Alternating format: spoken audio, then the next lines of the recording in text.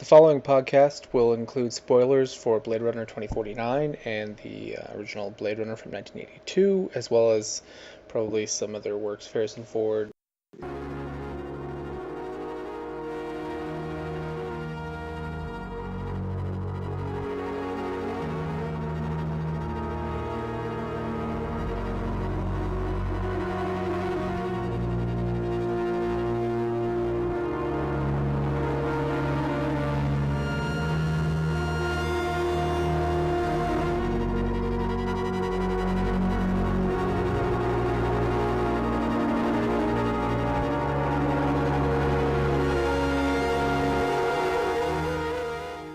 Hello and welcome back to VOK for our Blade Runner 2049 quick little discussion and review about the new movie that just came out last week, the sequel to the original Blade Runner from 1982, which was directed by Ridley Scott. This is directed by Denis Villeneuve.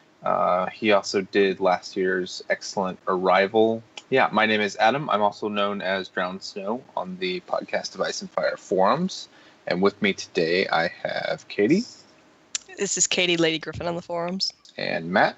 This is Matt, Blue Armor on the forums. So let's just go ahead and give our lemon cake or our whatever rating you want to give it. And we're going to say this is just kind of spoiler-free impressions, and then right after that, we're going to go kind of straight into spoiler craziness. So I would give this, I'd say like 4 out of 5 replicant eyeballs. I mean, I thought it was, especially visually, it was a worthy like follow-up. I don't know if it's like necessarily going to end up in the same category as the original Blade Runner because it's like one of my favorite films. But there's some weird stuff going on in this movie that we will discuss. But I thought I was very much surprised. I wasn't really expecting it to be very good. I'll give it a 4.5 out of 5. It didn't feel tedious or monotonous at all, which was my primary concern since it is almost a 3-hour film. 3 hours, yeah. Yeah, it didn't feel like it, and that's in its favor. It's one of the most gorgeous movies I've ever seen, but I also think that some of the choices that were made are really dumb. I am a big fan of the first film, but that's not a perfect movie by any stretch, so I feel very generous in estimating my enjoyment of this movie, which was high. My one complaint is that the IMAX theater I went to had a hole in the roof, and so it rained on me the entire time, which was kind of... Are you serious? I'm not kidding. We didn't know it. My mom and I went, and there was 2... You have to reserve seats, and so our seats had plastic on them, and I'm like, did someone spill a soda here? And we sat down, and then halfway through the movie, a rainstorm came through and just started pissing rain all over our heads, and I guess... They said, ma'am, that's the 4K, the 4D experience. The fourth dimension is you get to experience the rain. Actually, yeah, it kind of fit for this movie, didn't it? It did. It was kind of atmospheric. They did not give us our money back, so fuck you, AMC 24. That's like unacceptable. Oh my gosh. So yeah, good movie. Ryan Gosling is a handsome man with a handsome coat. Yeah, that coat. All right, Matt. Wow, I thought my experience was bad the first time I saw it. So I give it a 5. This and Wind River are my 2 favorite movies that I've seen this year so far. It just has everything that I kind of like in a movie. I like the long run time. Noir and fantasy sci-fi are kind of my 2 favorite genres. It just seemed like a movie tailor-made to my particular interest.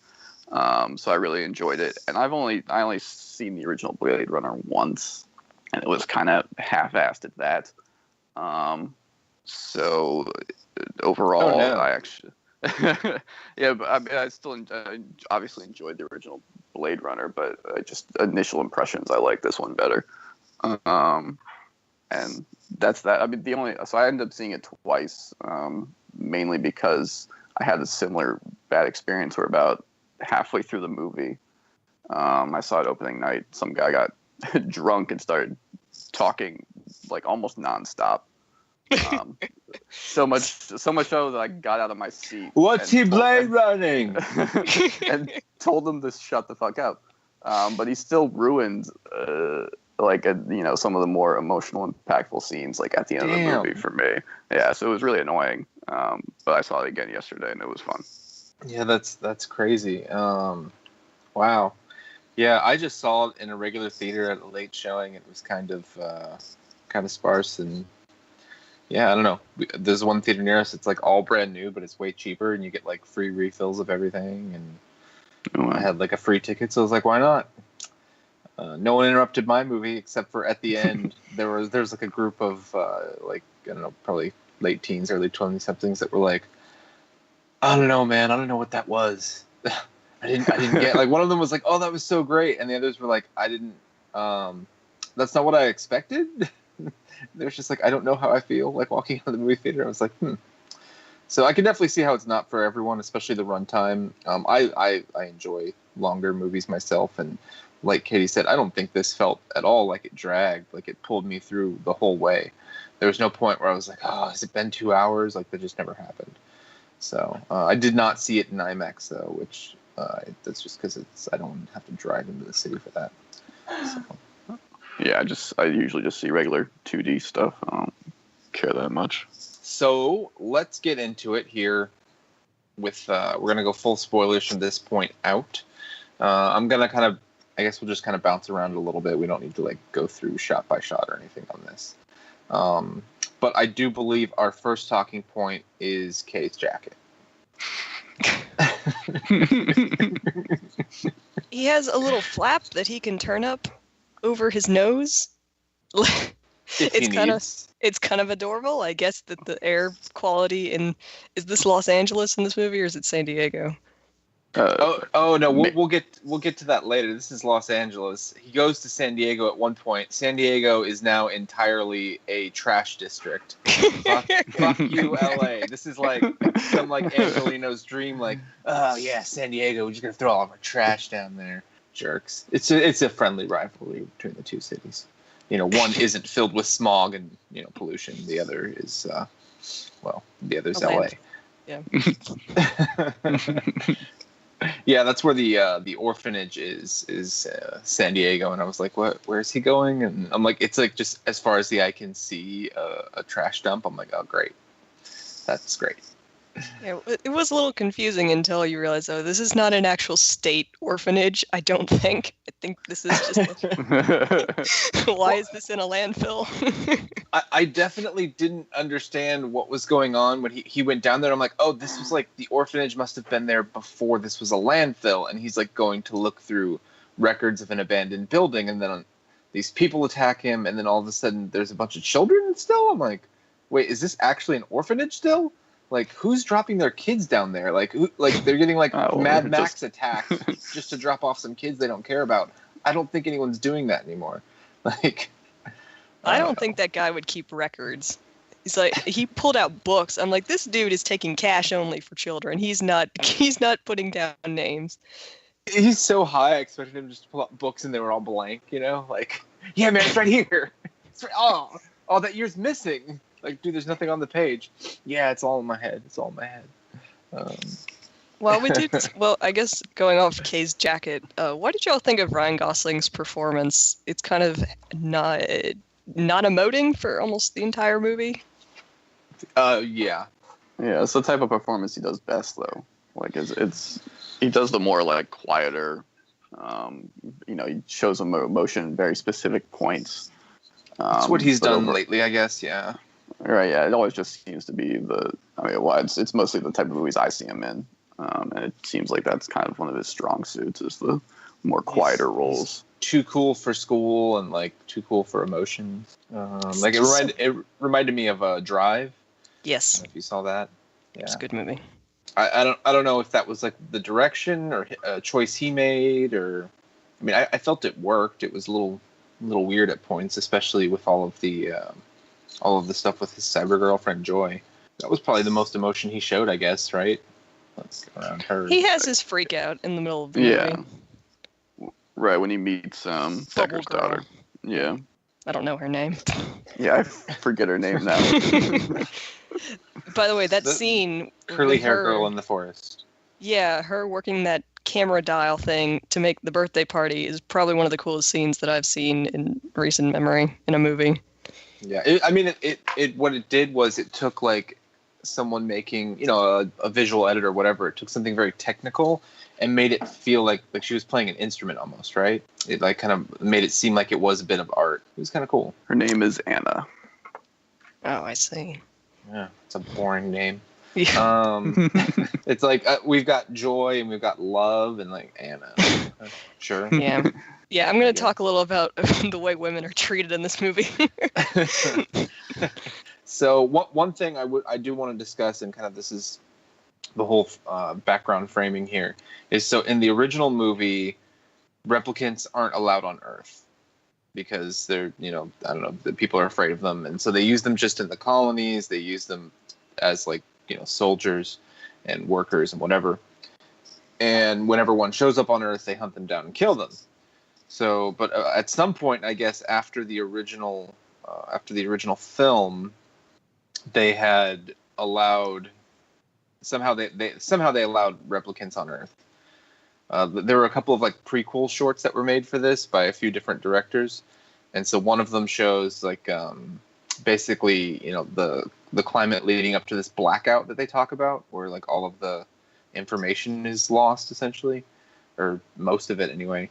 And it's kind of vague because it seems that it's largely centered around like Tyrell Corporation and their records, but it also seems like a lot of other stuff is lost. Like in the thing, it does, like, I don't know, the city goes dark and I'm sure they have a backup server farm somewhere. I mean, come on.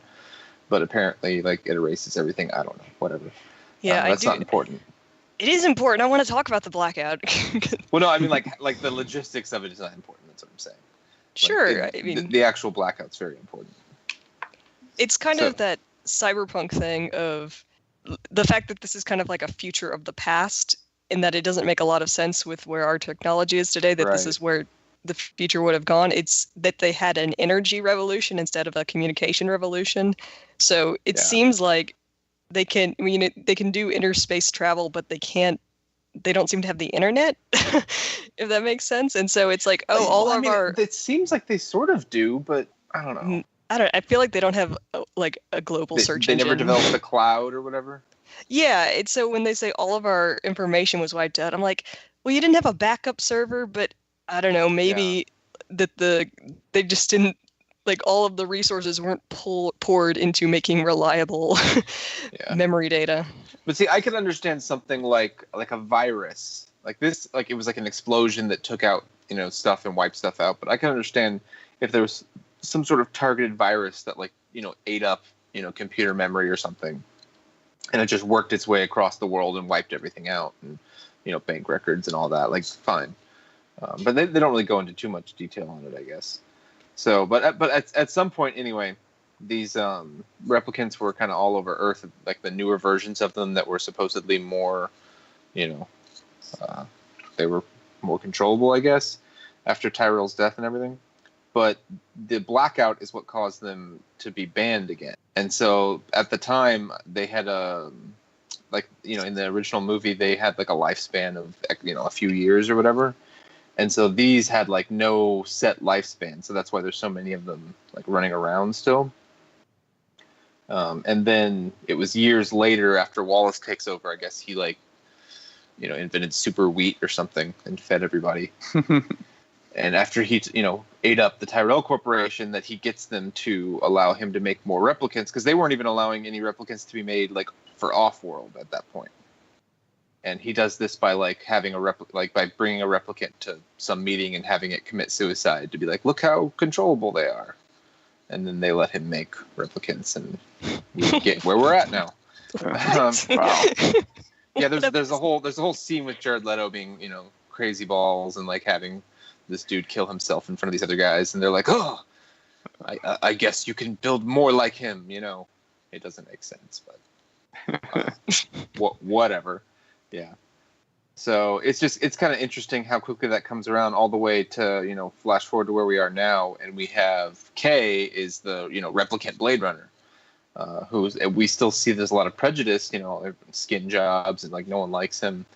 but they seem to be widely used now in society, and there doesn't seem to be murders or as like I don't know how he got over that fear the public had.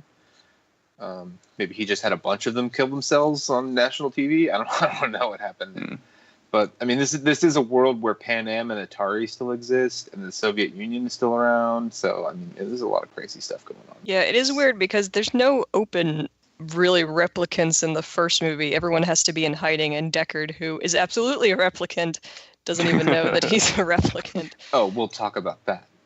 Versus Ryan Gosling, who's like, yeah, this is who I am. I've been regulated and standardized, and they keep me in check with this probably my favorite part of the world building in this movie is like his PTSD test. Yes, Sure that baseline test. Yeah, to make sure that his emotions are in check and he's yelling back. Cells interlocking with cells. He's like, can you handle this loud noise? I like the original, like the void cop machine was it was funny, but like, yeah, they're like, back then it was a lot harder to tell who replicants were, and I'm like, I don't know, you seem to just be yelling at this guy a lot. Like, yeah, it tests empathy on very specific points. Did y'all ever read the book?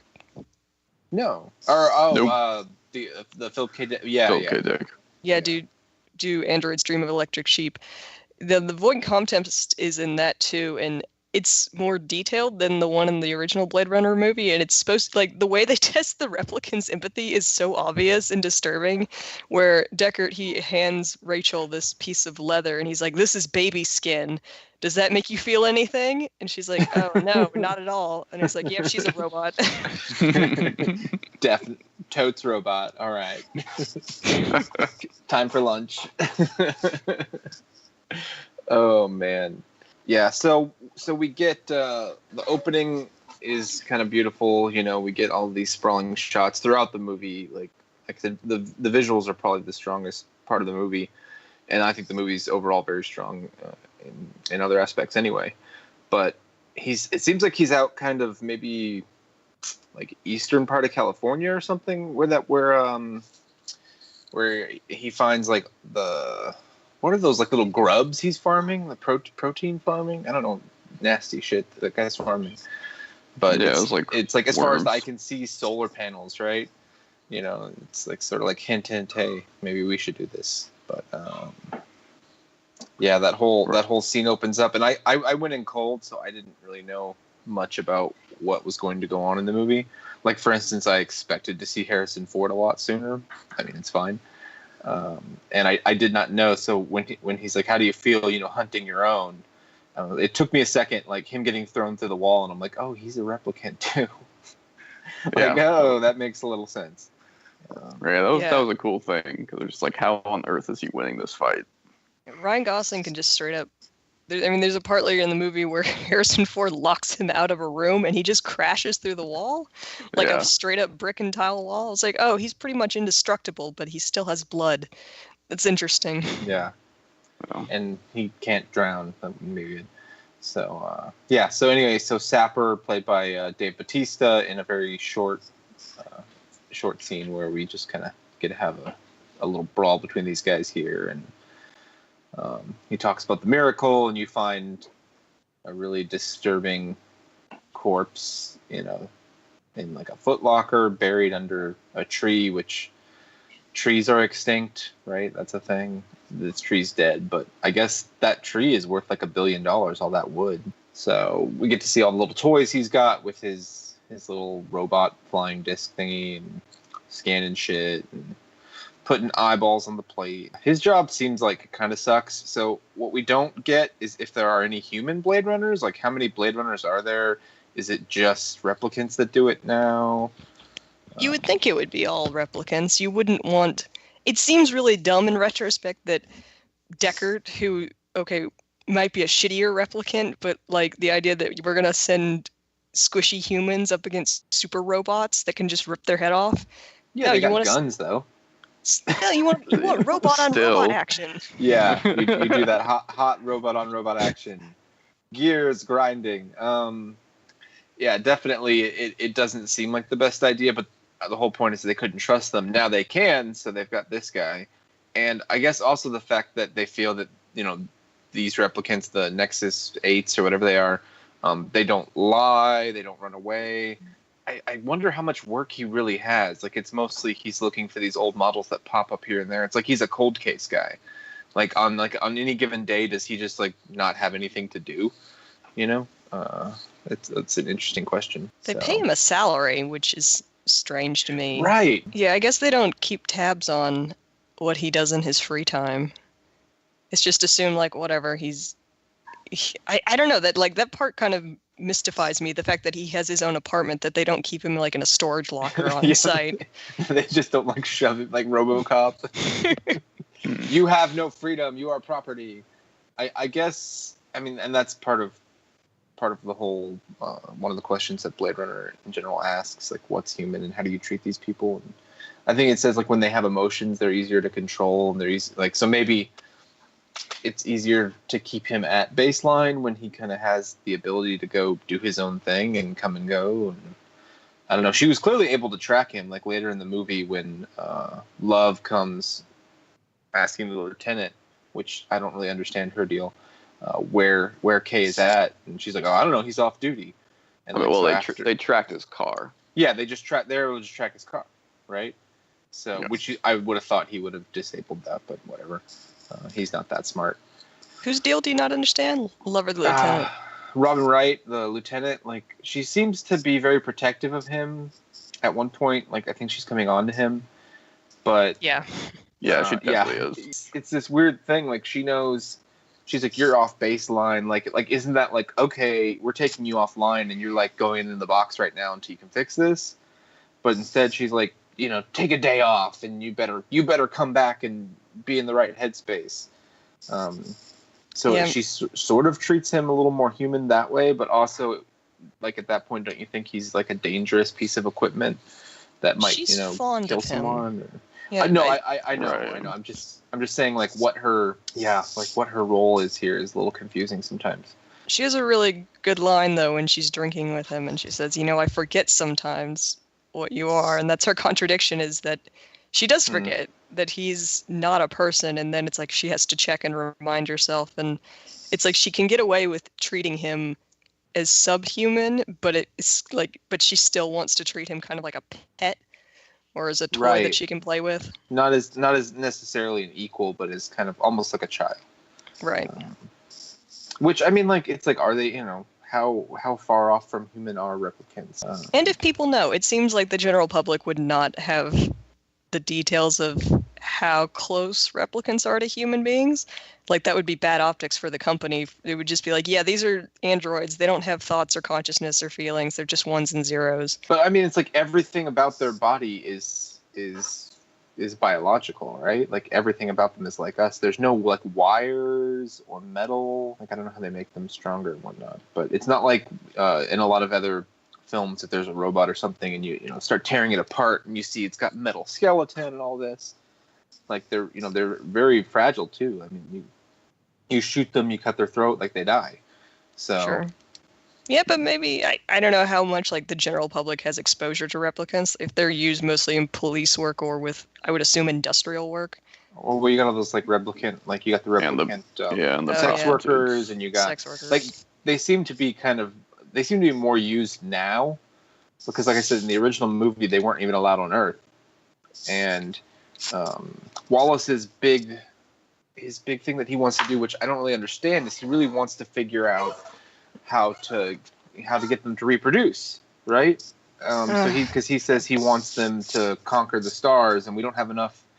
Like, there's not enough humanity out there, so we need to, like, the replicants are, like, I guess he views them as the next step of humanity, maybe. And, like, he can't make them fast enough for us to get off world because Earth is trash, and basically the humanity needs to get off world in order to survive. Yeah, but I don't know, it's weird because he has this control over them. What makes him think he's going to have so much control over a replicant that's born? Or does he not care about that? This is the part of the movie that I have the most issue with, and it's pretty much the main conceit of the whole film. As soon as they were like, a replicant who gave birth, I was like, oh, God damn it, no. You could have done so much better. The thing that drives me nuts about this premise is, one, why wouldn't you pour all your resources into improving your means of production instead of pouring your resources into trying to get robots to fuck? This, Yeah. because then you have to make more fucking robots, literally, and like you have to wait for them to grow the other robots. And I mean, I guess the idea is at that point, if it takes 100 years, you're hands off. You no longer have to produce them. But like, I don't know what his manufacturing issues are. Like how many he makes, how many he wants to make. Yeah, the thing is like these people are constructed. And the idea that they have functioning ovaries and testicles, just like that blows my mind in and of itself. But like pregnancy in your constructed humans, that's bad optics for the company. Nobody's gonna want that. Yeah. And like except for him. Yeah, and then we find out later that like there's this implication that Deckard was designed to meet and fall in love with Rachel, which, okay, if it was like a weird experiment on the part of the Tyrell Corporation, I could kind of understand that, but like there's so many variables into that, and like we need to design these robots to be attracted to each other and then make babies. It's like, no, that's too complicated. Just like I mean, there's machines. two sides. There's two sides of that. Like if he's a replicant, then he was designed to show up and fuck. If he wasn't, then he was just picked out of some pool by Tyrell of like someone who's genetically compatible that he wanted to show up and like arrange their meeting. I mean, I think it's heavily implied that he is probably a replicant, but the fact that it's open to interpretation, I think, is what makes it great. Is that it's like, yeah, he could be, he couldn't be, and then at the end of the day, like, how much does it matter whether or not he's a replicant? It's just, and the whole thing is weird. I mean, it's okay to me that the whole plot hinges around the fact that she was able to give birth. That's great. But that would be more significant to like Love or to the other replicants. Like they're like, hey, like this is like our miracle child. Like it just doesn't seem like it would be a good idea for Wallace. Yeah, if you want to control your slave labor, then giving them the ability to breed on their own is a bad idea. I mean, does he maybe just think about he's going to send all of the breeders off world and like just be like, good, I don't have to make anyone off world anymore, or like I don't really understand it. But then also he's got a shortage. He can't build them fast enough, and he kills them all the time. Like, oh, these are so precious. I can't build them fast enough. I don't like this one. Shoot it. Like, what? Yeah. The Jared Leto character is probably my least favorite part of the whole movie. Yeah, I kept seeing like Extreme Joker, Suicide Squad, and I'm like, yeah, part of it is just his cachet as a actor in Hollywood is not at a high right now. So when he comes on screen, I'm like, oh yeah, this guy, this weirdo who mailed people like condoms when he was in that other movie, and, like Pooh or something, or. It's like, I'm the Joker. I'm going to do really horrible things to my castmates because I'm method. All right, dude. It's cool. It's like, tone it down, okay? They gave him crazy eyes in this movie, too. They didn't explain what that was about. Yeah, but he sees through his little floating rock thing. Right, yeah. He just has and like, that one likes to jump. Like, now, was that one of the little things, or was that an actual fish? Actually, I was confused on that. It looked like a fish, but yeah. That's what I'm like. Is this a fish? I think it's a fish, but then all I see are these little cameras flying around. So I don't know. Probably an engineered fish, but sure. His office, by the way, is pretty dope. Pretty awesome. Oh yeah. I mean, the aesthetic in this movie is amazing. But what does it say that Tyrell's his pet was an owl, even though it was a fake owl, and you're like, ooh, wisdom in the owl. And Wallace is like, I got a bunch of fish. I do like that the Wallace Corporation has kept the Tyrell's fixation on tombs and pyramids, and like my office is in the center of a giant mausoleum. Well, I mean, that would have cost a lot to rebuild, so, you just got to kind of redecorate a little. And he's got the tubes full of, like, the prototype replicants and stuff. You're like, oh, that's a little morbid, but cool, I guess. There's also, for an office building, it's very minimalist, it seems, right? Like, everything is hidden behind a wall. You have to, like, pull a wall out to get to any of the cool technical, stuff like that. Like, there's no computers hanging around like you would expect. I got nothing on that. Yeah, No, the design arc of the Wallace Corporation, like the whole movie, but specifically the office where Kay works is very like old 1980s Apple kind of like where everything's kind of blocky and chunky, and then the office at the Tyrell Corporation is very like pseudo-organic, where it's like water and smooth stone, but in this facade of being like there's no people around. It's just this desolate, barren sort of place where it's like you can't even tell where the what the interface would be between people and the machines.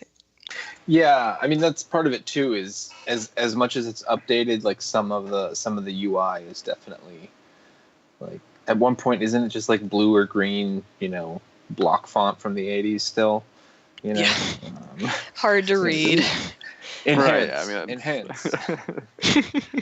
that's the issue with it's you guys stick with the world building of the first movie that was made in the 80s, so there's some limits with what that's why we have could Atari do. and all that stuff, which I think is more cool than anything else.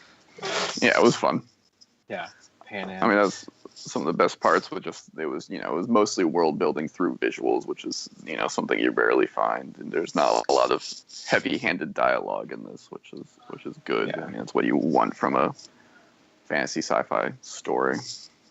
So let's go on to talk about kind of one of the, I don't know, it was one of the more interesting and weird aspects of the movie was his digital girlfriend Joy. How did you guys feel about her?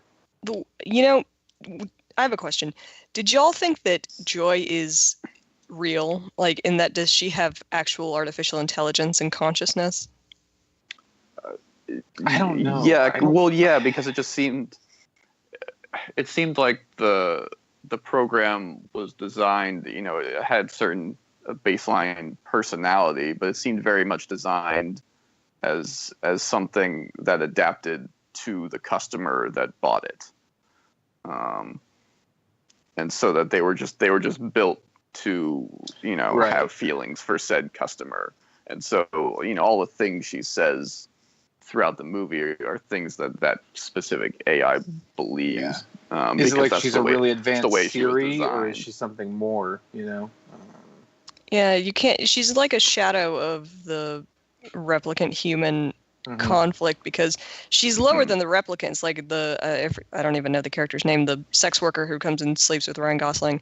At one point, she's like, "I've been inside you. There's not much there." Like, she's sub-replicant, so she's not even worthy of their respect or disdain. Her name is Mariette.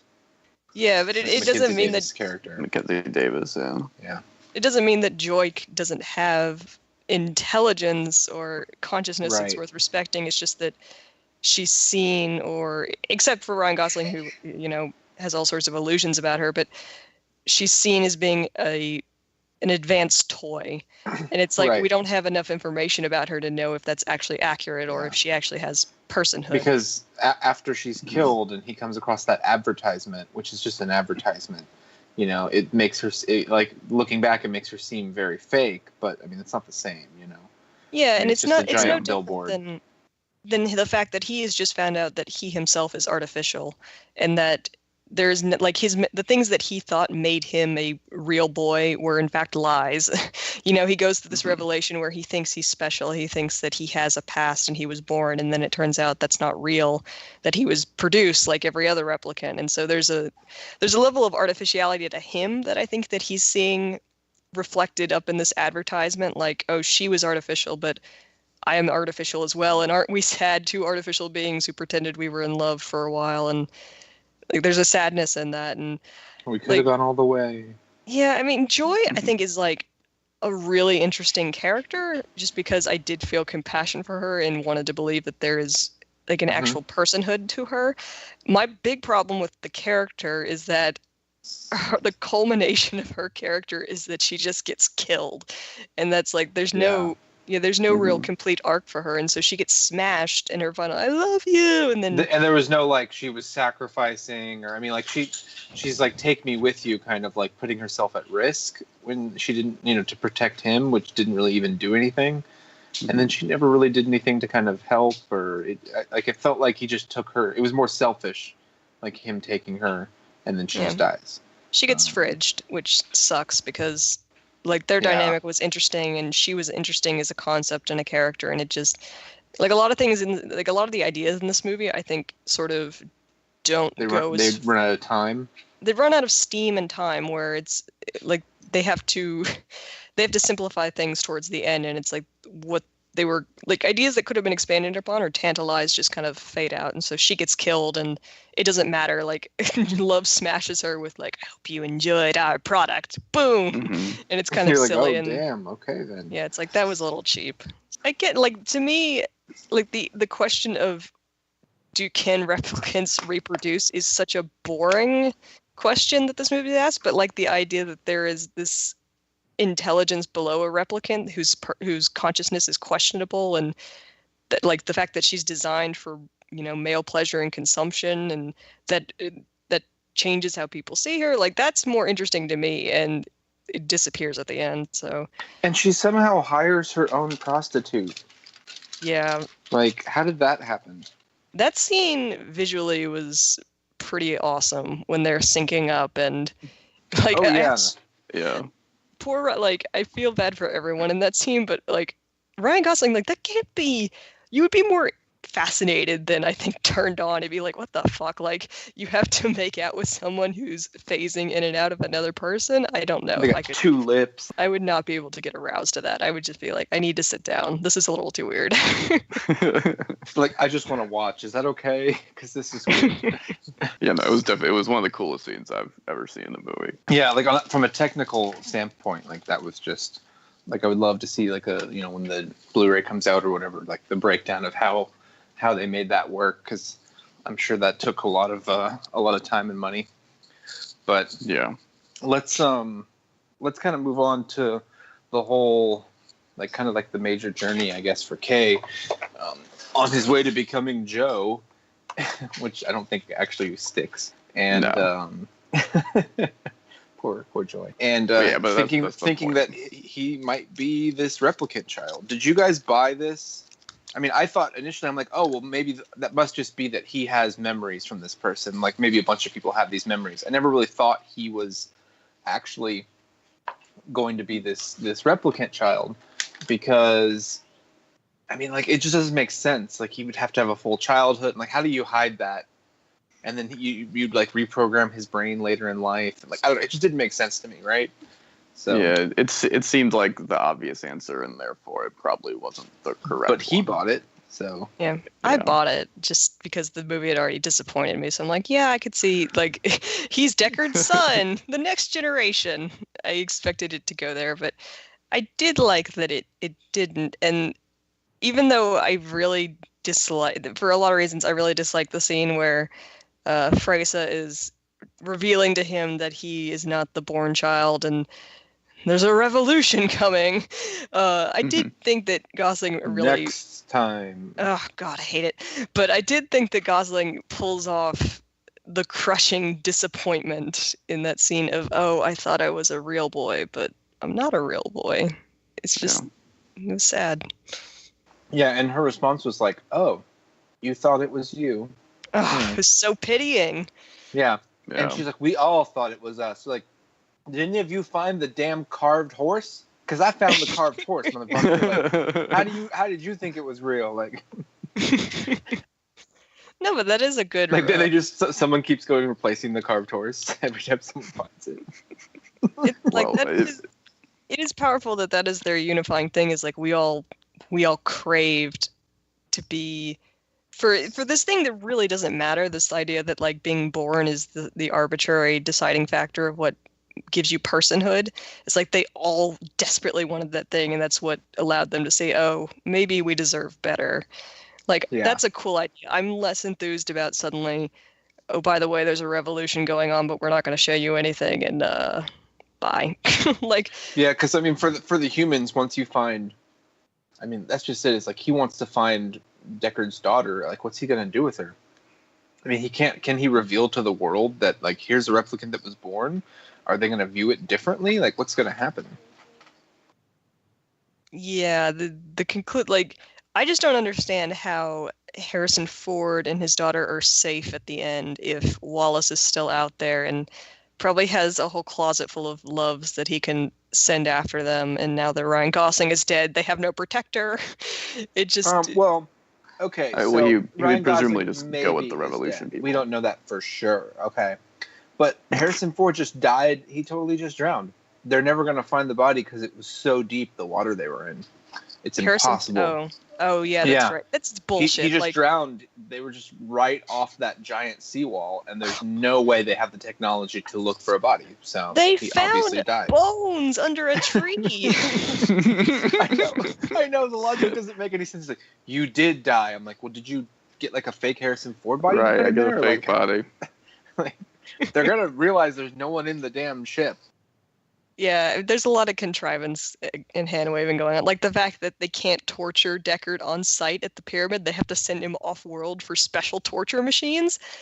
Really? Like Wallace doesn't have, I don't know, like stick some bamboo shoots under his fingernails. It's like international waters, man. He's like, you can't have that shit on Earth. I gotta have it, out where there's no law. How advanced does the torture mechanism have to be? I'm just saying, like, hold his face close to the fire. He might talk. It's probably some sort of giant like techno right. It's probably some sort of that like they can't hide. It's a machine, that's illegal in some way. Sure. Right. It's silly. I'm reaching. I know. Yeah. So anyway, so the quest for the Wood Horse and getting shot down by Mad Max people does lead us eventually to Deckard's Vegas, where there was a dirty bomb, I guess.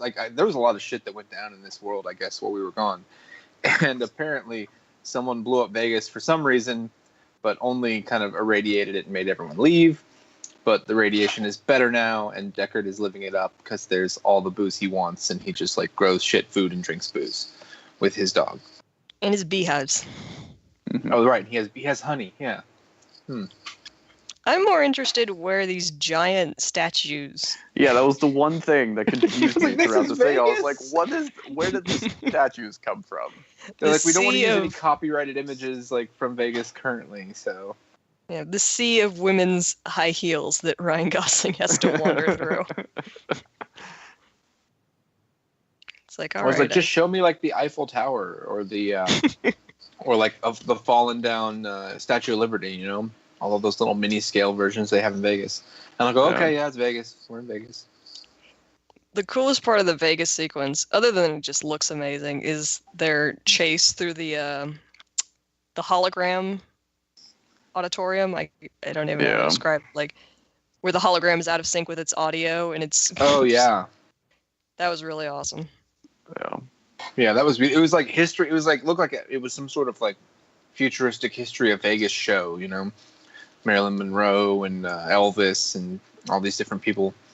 But it definitely, I couldn't tell if it was jumping around as much because it was broken or it was just some sort of weird mashup that. I assumed it was damaged. Yeah, I just assumed it was broken. No, I know the jittering and stuff, but I meant the fact that it was going in between different people and all that. I wasn't sure if it was just supposed to be Elvis or if it was just supposed to be these other people. Oh, I mean, yeah, it was probably a long form show featuring different artists. But I do love how at the end they're just like, oh, you want to get a drink? I guess we could have talked this out to begin with. Yeah, Harrison Ford looking like he does every day in his dirty, don't give a shit pajamas.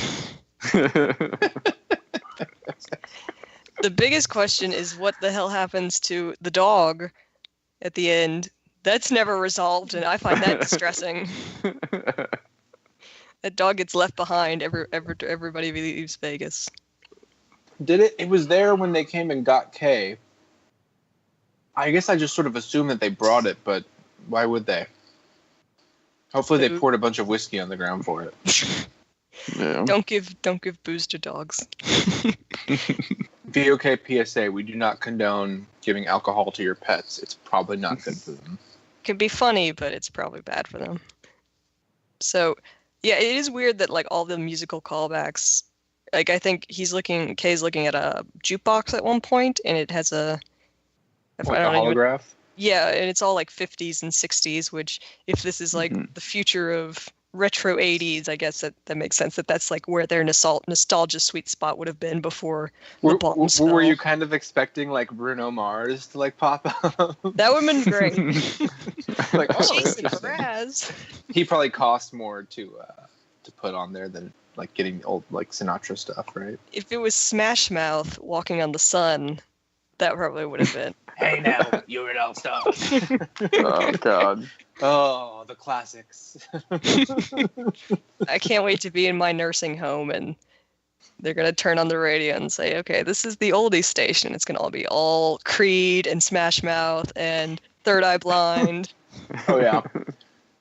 Geez, Grandma, can't believe you ever listened to this. The 90s. It was all that in a bag of chips. Your hair's gonna be white, but you'll dye it like green, you know. Do you ever do you ever think about that? Like when we're old people, we'll be listening to like Nelly and like all these rap songs in our nursing homes and stuff. Yeah. Yeah. I tried and, like, not all the to think tattoos about that it. sag. And I look forward to it. I very much look forward to it. I'll be like, yeah, man, put on that Eminem album. Like, what? I look forward to the reactions of like the young nurses and stuff, and like just to see like what they're listening to and how like I don't know if they're gonna be totally turned off or because I don't know. There's some older music that's still great that we still listen to, classic rock and things. But when like you're in a nursing home or like my grandpa would put on like a station on like straight up from like the 50s, man, and I'm like, there's very few songs from back then that I can dig into. So it would be rough. Hopefully, all the nurses will have been replaced with sex robots by then. So all those Chinese sperm extractors. That's the future I want. It's a thing. Yeah, well, they say, like, I always see these articles, you know, like, oh, in 20 years, you won't even need the surgeon anymore. It'll just be a robot. I'm like, yeah, that's probably not going to happen. That's how the revolution happens. Maybe. I mean, like, it's like drivable cars, or driverless cars. Like, yeah, sure, maybe 5 or 10 years from now, they're perfect, and they're way safer than humans and all that. But do you really think people are just going to all of a sudden say, oh, let's not drive anymore? Like, people won't trust them until they die, you know? Like, right. It's the generation born with them that will trust them. As of late, I feel all these projections into our future and all the cool things we're going to have, I feel much less optimistic that we'll even get that far. So Yeah. I just want us to survive the nuclear fallout of the next few years. And then I'll maybe feel like dreaming about flying cars again. Yeah, I'm like, they've been dreaming about flying cars for quite a long time now, you know? The future of 1963. Everyone has a flying car and a refrigerator. Well, one of lives those on the things moon. happened. Yeah. Yeah. Yeah. Little Jimmy's going to the moon for the day. Like, yeah. We're too busy, like, not fucking things up down here. I know, not caring about the climate. Anyway, I have a question. What did y'all think of Love's character? Like, did you like she's interesting just because she actually has a range of emotions that I think are compelling, and that like when she's having psychotic tendency. Yeah, she has that, but she also is moved or just like she gets angry and she gets frustrated, like when she's confronting the lieutenant and crushes her hand around her shot glass and like she starts to cry, and it's like she is that wigged out and frustrated and angry and desperate that she's just like, I am very tense right now and I need you to work with me. She definitely pivots very quickly, doesn't she, though? Like, from like the kind of executive assistant replicant who seems to kind of have it all together to just like breaking people's spines and like... That was gross. Yeah. Probably unnecessary too. I mean, geez. Yeah, like, how bad is the security at the police station that she can just sneak in and start stealing bones? Do they not have cameras or... Right, yeah, I did consider that, but then I just figured that Wallace just has, you know, backdoors to everything. Like, I just feel like that's just it. Is he has access? Yeah. Right. He knows it's there, so why doesn't he have like back channel, like someone just? Yeah, like, you're right. He could have dude in a gotten suit it just leaked. get it for him. Yeah, Like, She didn't have to kill him. Yeah, it's weird to me that this police lieutenant is like arbitrarily being like, we have to hide, this is the greatest secret ever, it'll ruin society. And like there's no one else in her hierarchy that's kind of in on this or helping out or doing anything. Wallace knows about it, and I'm like, he must have like everyone in his pocket. So yeah, just bribe them. Like, my Yeah. God, don't just kill like, oh, them. yeah, we need this evidence for our research. Like, here's $1 million straight to your bank account. You didn't see shit. Isn't that how it happens Yeah. in like every other movie? Is like, oh, the bones disappeared. Weird. What happened? Like they got someone somehow to get it for him. Like, we don't need this whole thing with her risking her, I guess, exposure, right? Because replicant killing someone's not a good idea. Yeah, I guess they just don't. I don't know. I feel like she should have cared, but I guess they just don't care. They do what they want. Right, yeah, Like, they don't really have consequences. She does have an interesting reaction to that scene of that woman being carved up, and that she sheds tears. And at first, it's like, she is so high on Wallace's righteous vision. She's like, yes, I believe this. I'm moved. But I thought it was more like she is genuinely disturbed, and this is not something that she wants to see, is someone being killed like minutes after they're born. Yeah. Yeah, my interpretation of her character is someone who really kind of wants to break free of the control that Wallace has on her. And that's kind of where all that anger and violence comes from. Did you feel that her motives and Wallace's motives were very different? Like, I felt like she was just like obeying and going along. Maybe she has to or whatever. Right, yeah, we see they can break out of that. But maybe she believes that like finding this baby and being able to produce is like a new thing for her species. Like, apart from him just wanting to make it easier to manufacture replicants. Like, she thinks it's, maybe similar to like the Resistance kind of. But she doesn't also agree with him. She's also desperately seeking his approval, so that's part of it too. That scene is gorgeous, but it's probably the scene I hated the most in the movie is where Jared Leto like carves up this lady. Yeah. Yeah, and it's like, okay, I don't know. Anytime anything is like, we're going to take a naked woman and we're going to carve her up because she represents innocence or something like that, I'm like, okay, no, I didn't need this. I mean, it was just a prop, and you're like, eh. Like, what was the purpose, really? Like, we already knew he was weird and crazy. It was very over the top. I'm like, I understand that this is a powerful, unhinged man who is trying to get robots to fuck for cosmic galactic expansion. That needs to be. The question isn't the can movie. the robots fuck? The robots must fuck. Yeah, I didn't need like a camera to linger over this naked woman before she is brutally murdered. But yeah, I mean, it's a very gazy movie. Female nudity is very much par for the course in this film, but I enjoyed the rest of it enough that I was like, okay, whatever. I can ignore this enough to enjoy what's going on. Yeah, there were no dudes, huh? Like, we didn't have any like male replicants just like hanging out there. Yeah, be nice for Ryan Gosling to. Did we see his chest? Take his shirt off. Take those replicant pants off. He took his shirt off, right? I think so. I think she takes his shirt off, and then we didn't have to endure a sex scene between like a weird glitchy. Right now Max Headroom or something. Yeah, they cut that scene off at the right point. Yeah. We were just kind of like tantalized enough, I guess, to be like, ooh, that's interesting. Right. Well, I mean, it was the visuals that were the more important aspect. Yeah. I think I like Love though, just for when she kicks Ryan Gosling's ass at the end and before he kills her, and she kisses him and then throws her fist in the air and says, "I'm the best." I'm the best. It's like, you do, honey. That's great. Like, what is going on? Yeah. And that kiss thing seems like something that she's trying to like emulate, because Wallace does the same thing. Yeah. It's like, I am going to establish my dominance over you, having just taken your life. Yeah.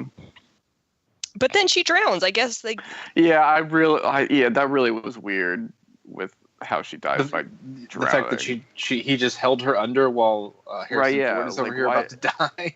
Yeah, I don't know. Like, why didn't he just like break her neck when he had her? Like it seemed weird to me. The fact that they need oxygen again, like if you want like super powerful robots, you should make them not need to have oxygen. They don't have blood. Well, that's the whole thing. Is like like I said, it's all biological. Like you see, like they designed the eyeballs. That it's all like organically grown. Like they don't make them out of metal or anything. So you would think that the idea is that they're stronger and more durable for space, but for colonies and stuff. But yeah, they should definitely be able to go out into space if they need to and breathe, or not have to breathe, I guess. Yeah, maybe they have that already. Maybe they have like little like drones kind of that do that, and that's not what they're looking for. I don't know. I just want to peruse their catalog and ask some questions. How much does it cost? Yeah, they do have. Well, she does have that discussion. Love with the. There's a customer who is. I don't even remember. Like she's there to buy replicants, and it's a holographic phone call. Is it like there's a woman in the office and? Yeah, she's a hologram. Oh, I see. And so Love is like we could throw in some pleasure models. So it seems like. I would assume that like a pleasure model has different schematics than a Ryan Gosling police model does. So you would assume they would be able to adjust them in some way. Well, I think the anatomy is probably all the same. It's just it's the programming, the memories, or whatever. Sure, I guess that makes sense. Maybe. She was saying like don't like since they're going to be mostly labor for that order, like don't waste time on the complicated like emotional settings. Yeah, these ones can be dumb. Yeah. That's definitely how it is in the first movie, is that you have Roy Batty, who is the more intelligent of the three of them, and then the others are kind of simple and we're not programmed for wide emotional intelligence. Mm-hmm. You should watch the first one. It's really good. Yeah. So I mean, like as much as we love the first one, like originally I saw the director's cut, right? Like I don't know if I've ever seen more than like bits and pieces of the theatrical release. And then you had like the actual director's cut, the final cut. Like, but that was like maybe 10 years ago that came out. It wasn't even that long ago. I think. Yeah. There was a lot of studio meddling, and so the director's cut wasn't the actual director's cut. That Ridley Scott actually had to come in and say, no, this is actually my final cut. Yeah. So the director's cut was kind of what he had originally intended to put in there. It didn't have like the voiceover with Harrison Ford, and there was a couple scenes that they cut out, like the unicorn and stuff that he had wanted. But someone else actually put that together. I think the editor put it together and put it out there. Because it had been released. I guess it had gotten shown in a couple of theaters because like they had gotten the raw cut. So like in the early 90s. So he worked with the studio and was like, well, why don't we like finish this and like, refine it. We can put it out for home video. And that's what they did. And then I was reading about this yesterday. I guess they actually started in 2000 on the final cut. And it like took him like 7 years, probably because he had other shit to do. And like it wasn't until 2007 that the final cut actually came out, which was like completely remastered and very similar to the director's cut, but with a couple small differences. Final cut's really good. Yeah, that's the one to watch, I think. I do. There is an actor, Edward James Olmos, shows up for like 5 seconds in 49, and he's the origami guy from the first movie, and he makes an origami figure for Ryan Gosling and puts it on the table. What is that supposed to be? A bull? Crap. It's like a... I guess it almost looked like a rhino, but like I don't know, but more like a bear. Like a water buffalo. Yeah. It should have been a unicorn. What was it? It was, it should have been a unicorn. Dang it. Which, who knows? Maybe they thought that was a little too much of a nod. It says it was a sheep. Someone says it was a sheep.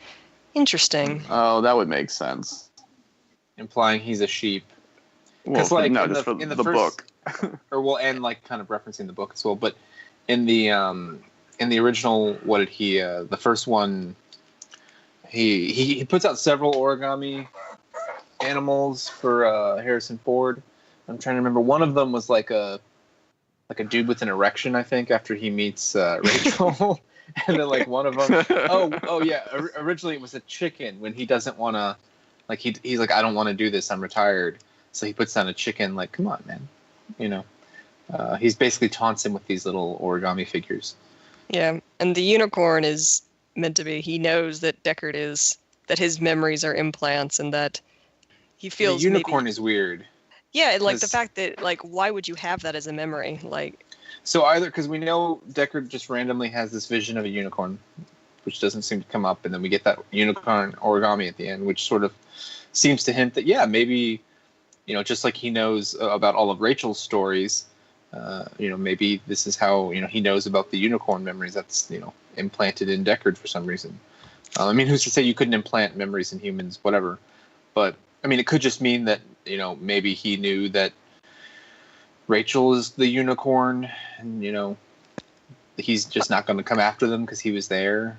Yeah, I assumed he felt on some level compassion for Deckard and his situation, and her shortened lifespan and potentially his shortened lifespan, and he was willing to let them go because of it.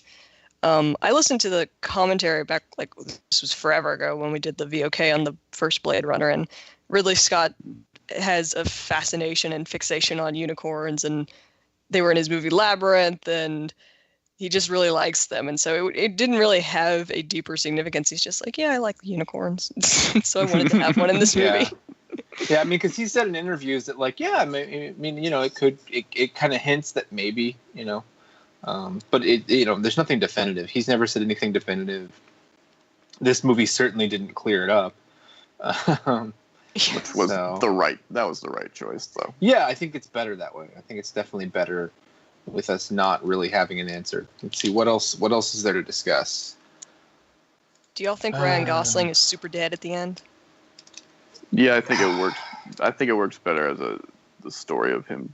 I think he's Schrodinger's K. I think we don't know. It's very Cowboy Bebop.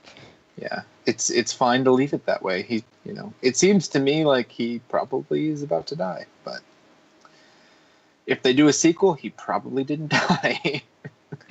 Right, yeah. That's just one of those things where I prefer it if you just, you know, leave it as dead. So yeah, and then I guess so. You know, we get the ending with Harrison Ford finally meeting his daughter for the first time, as we're led to believe. She doesn't seem to recognize him, but we don't really know. I mean, why she wouldn't, though? Yeah, well, we don't know how much she knows. We don't know if, like, the people in the underground, because they know about her, like, we've got her hidden. We don't know if they've clued her in, or, I mean, if she's completely oblivious. And the whole thing about the memories, so there were her memories from the orphanage, you know, and she was pretending to be a boy. So she had to have known about the whole switch there. She had to have some idea of what was going on, right? Okay, yeah, that's my question. I did not follow the logic of there was a boy child and a girl child, and they'd both been registered under the same birthday, but one of them was what it seems like they did is there were a boy and a girl, and it was the DNA profile, and they, like, made them both her DNA profile, which I guess why wouldn't you just... I guess you have to have her DNA profile because it needs to be in the system, but then it doesn't make sense because of what they do. But so they took her DNA profile and erased, like, the boy had died, I'm assuming. Or maybe he didn't even exist. Or maybe he didn't exist, yeah. And so they basically said that, you know, oh, well, the girl died, and then this boy has left and was adopted or whatever, and she's the boy. And so to, you know, erase all trace of her so that if someone got that far, they're looking for a boy. But then the blackout happened, and they're like, well, shit, it'd be really hard for anyone to even get this far. But then they didn't matter, her. But I guess the replicants still knew where she was. They kept track of her. Is her story then, does she know that she doesn't have a immunal deficiency? Because I assume that's not true. I feel like that's like that is meant to keep her in one place. Like, she doesn't actually have a susceptibility to disease. It keeps her in one place, and it keeps anyone from checking up on her, running tests, or doing anything. It keeps everyone away from her, I guess, until they need to. It could be that as a replicant child, maybe she does have problems, but I just assumed that was a cover. That's going to be devastating for her. It's like, we kept you in this bubble for the past 20 years. Yeah. I could have been outside. Like, look, there are no trees outside. In here, you have trees. So, This just saying. 40-foot room that you've probably paced a million times. She lives in the holodeck. I mean, come on. Yes. There are walls. It's a cage. Yeah. I'd be infuriated. So why does she use her own memories? So clearly her memories, or does she? Like, so if she didn't use they're them, just she would have infused, recognized them, right? So she would have said, "Why the hell do you have my memories?" So I feel like she did use them. And I don't know if it was Kay specifically for Kay. Right. Well, that's what I'm saying. She's like, "Oh, she that's used them illegal." sporadically. Right. Yeah. She just used them sporadically to help. I guess. Do you think she just did it because she was kind of lazy, or no? I she think it just wanted to do it. Like it didn't have anything to do with her being Deckard's child. I think that's why she was considered the best memory maker. Is because she found out that like infusing a couple real memories here just made for a better product. Yeah, it seems like she just never anticipated. Because if you're in her shoes and you have all these terrible memories, I guess your way of catharsis is to incorporate them into your art. And so she incorporates them into her memory making, and then she would never expect a replicant to show up and be like, "Hey, are these memories real?" And then be confronted with, "Oh shit, like this person or this thing has my memories," and she can't. I guess she can't say it. Yeah. Yeah, it's like I don't understand why she doesn't say it. Like the wording she uses is very careful and just says somebody. Like this happened to someone or something. Maybe she's embarrassed because she just went over the fact that it's illegal to use. That's illegal, yeah. And I see. so this guy's coming with memories that are hers, and it's like, we're not supposed to use real memories. So the idea being that like if you use random memories from a real person, they might find out, or someone might go after that person's family, or. But, like, for her, if she was just using her own memories, she's stuck in this bubble. It's never going to come back. Like, no one knows that those memories are her.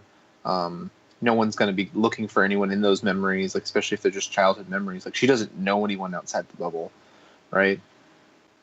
Yeah, that makes sense.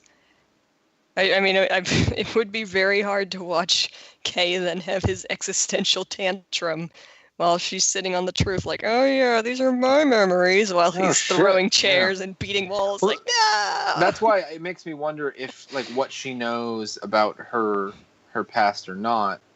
And if she does know, then I'm thinking that those memories were not something she gave just to Kay. Like, they randomly were given to a lot of different people. Yeah, that was my interpretation and kind of how the rebellion started in the first place. They all have like these little memories that led them back to this truth, because they do mention like, oh, he's seen the tree or something, right? And they know the date. Interesting. Yeah, that they all have this. That would create problems, I guess. Is that if you keep putting your memories into, especially if they're the same memories, into a bunch of different replicants, and that some of them start seeking out the truth of these memories, then you're eventually going to lead a bunch of people back to you because you were the common root of their existential crises. But only one of them found the damn horse. Yep. Right.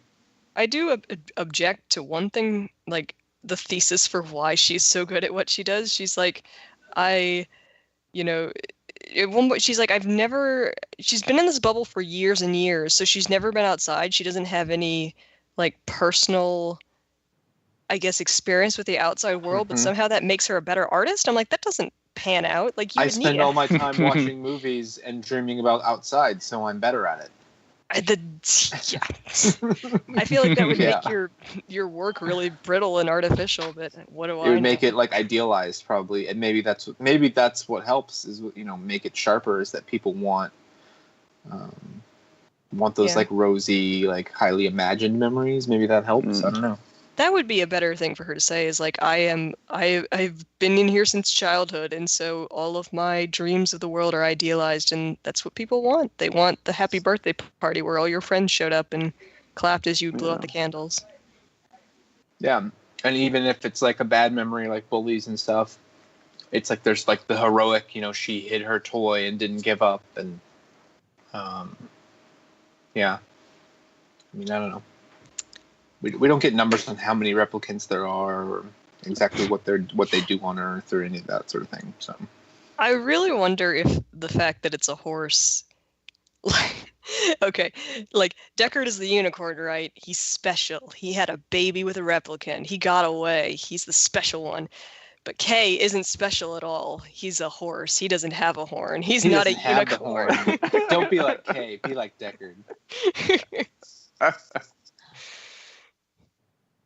Oh man, that's terrible. Yeah. All right. Well, good movie. Yeah, I enjoyed it. Good movie. Good chat. You guys have any closing thoughts you'd like to share? If it sounds like I'm kind of nitpicking and kicking this movie around, I am, because I did think a lot of stuff was dumb in it, but I also think it was probably the best movie I've seen in a long time. And, the first one also had its problems. So I like being able to have a conversation about a movie that's a little jagged around the edges versus a movie that's, just awes me with how great it is. So I appreciated this conversation. I had fun today. Yeah, definitely. It was, I don't know, it was the first movie in a while where I just felt like immersed like within the world itself through like the visuals and the score as well, which was just fantastic. And it was just a rare thing for me, and why I enjoyed this movie. Yeah, like I said, technically there's hardly anything to complain about in this movie. It was just so cinematography, the score, I can't even think of any of the like visual effects that weren't that great. Maybe the part where you have like CG Rachel when she comes out was like there was a little bit there where it didn't, it kind of looked a little too digital, but the lighting was dark enough, I think, that compensated for that. It looked really nice. Sure. All right. Well, thank you all for joining me. Hopefully we'll have more of these kind of little movie reviews coming out as the blockbusters hit. I'm sure we'll have Star Wars and various other things. Is there anything, you guys have any other podcasts coming up? Anything going on? Someday the Witcher podcast will come out. Oh, wow. Well, when it comes out, I'll probably finally play that game. Witcher 3 is pretty amazing. Yeah, the third one's real good. I have it, but it's unopened, Yeah.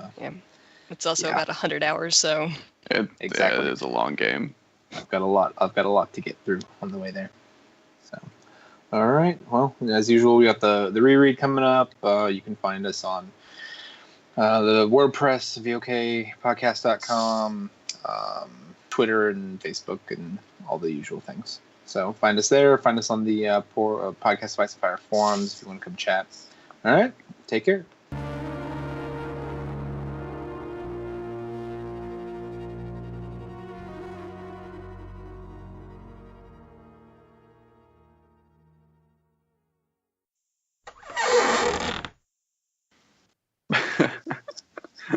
First thing, Kay's jacket. Yeah, the most important thing. It seems like a prime talking point. So, let's see. It's gone. Thirsty. Hold on, that's the Shadow Baby. He needs a drink. Talk amongst yourselves.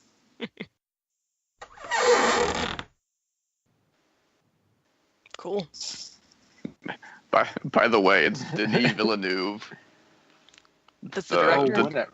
The director's name is Denis Villeneuve. I'm just saying some people might get angry at that. Well, then I will have to go and edit that and fix it, and it'll sound really awkward. But I didn't know that it wasn't Ridley Scott who directed this until the credits came up. Yeah, same here. Denis Villeneuve. Whatever. I just read it how I saw it.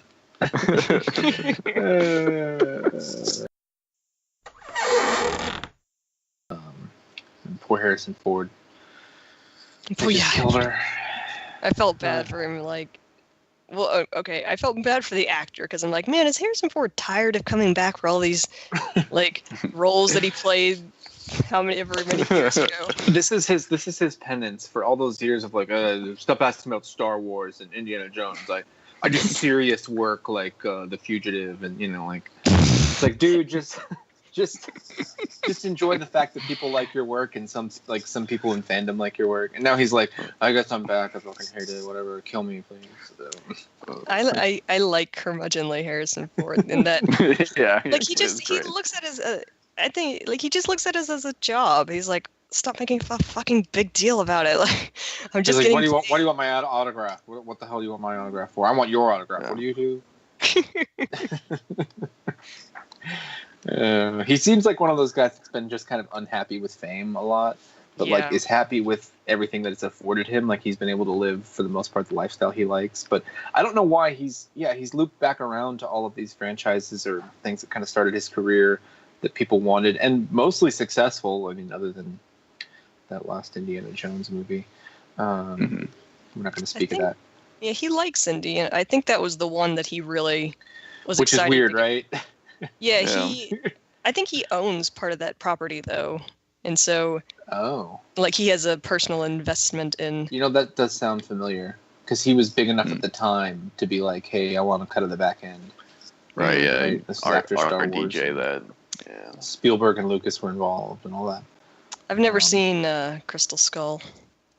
Yeah, it was not great. They're doing another one, though. Hopefully, maybe he can redeem it. But in the Crystal Skull, spoilers for the first 5 minutes of Crystal Skull, but there is a scene where he's at like one of those like nuclear testing sites where they have a fake, town that's going to get blown up, and he hides in a fridge. The refrigerator. He gets blown like a mile away, and like opens the door of the refrigerator, like, oh, okay, and like walks away, and that was basically that set the whole tone for the movie. Yeah. I'll just say. Yeah. There's a really good action chase sequence in it though that I really enjoyed with the cars in the jungle. But other than that, it's a pretty bad movie. Well, there are some good. I mean, there's some good in that movie. There's definitely some watchable parts of it, but overall, it was very, very disappointing. But I think it's because he came to acting late in his life compared to most people, and so.